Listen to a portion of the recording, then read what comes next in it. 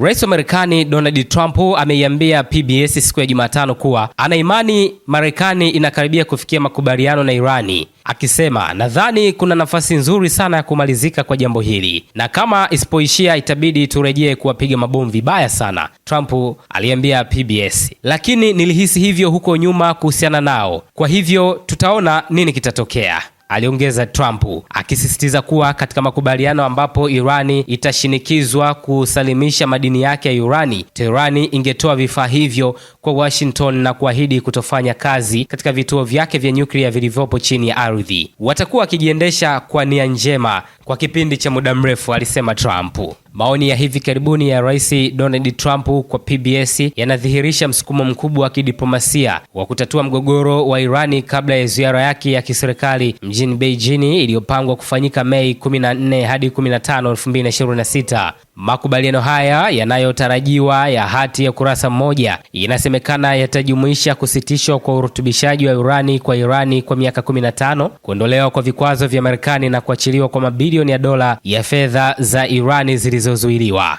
Jambo kuu katika mazungumzo haya ni kufunguliwa upya kwa mlango bahari wa Hormuz ambao umefungwa kikamilifu na Irani tangu kampeni ya kijeshi ianze mnamo Februari 28, 2026, jambo linalosababisha bei ya nishati duniani kupanda kwa mafuta ya Brent kufikia kilele kabla ya kutulia karibu dola 100 kwa pipa wiki hii. Wakati usitishaji vita dhaifu umekuwepo tangu Aprili 8, hali ya taharuki bado ni kubwa. Onyo la mwisho la Rais Trump akitishia kuanza tena kwa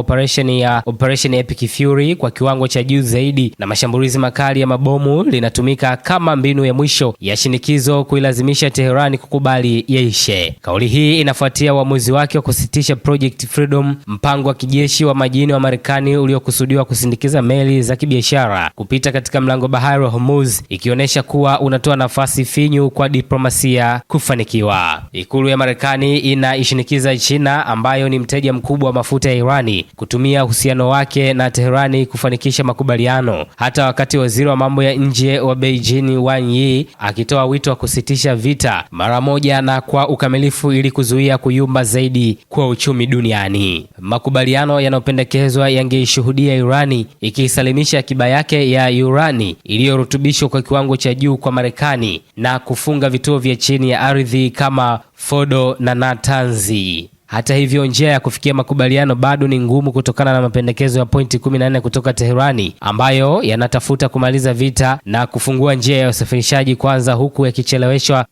huku yakichelewesha majadiliano kuhusu mpango wake wa nyuklia. Licha ya matumaini ya Trump juu ya kuwa karibu na makubaliano, alikiri kutokuwa na uhakika wa hali hiyo, akibainisha kuwa majaribio ya awali ya utatuzi yalikwama, huku mamia ya meli za biashara zikiwa bado zimekwama katika Ghuba ya Uajemi zikisubiri mwafaka.